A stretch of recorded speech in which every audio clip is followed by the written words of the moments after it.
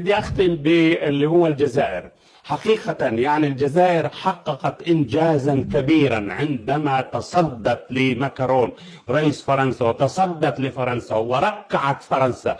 والآن اضطر ماكرون لاتصال هاتفي مع الرئيس تبون في الجزائر، واتفقوا على إعادة العلاقات وعلى أن تقبل فرنسا بكل الشروط الجزائرية. يعني الجزائر كان موقفهم صلبا جدا، قال لا، لن نقبل بأي جزائري مبعد من فرنسا. كمان قالوا صنصال هذا اللي يعني تعدى على الجزائر، هذا صنصال لن نفرج عنه ولن نخضع للضغوط الفرنسية بالإفراج عنه. وأصدروا حكم 5 سنوات عليه. وزير الخارجية الفرنسي سيزور الجزائر في الأسبوع المقبل، ويقول نتفق على اللي هو التنسيق الأمني والتنسيق المعلوماتي بين البلدين، وعلى أن تعود العلاقات على شكلها الطبيعي. هذا انتصار للأمة العربية كلها وللأمة الإسلامية. هؤلاء لا يفهموا إلا لغة القوة،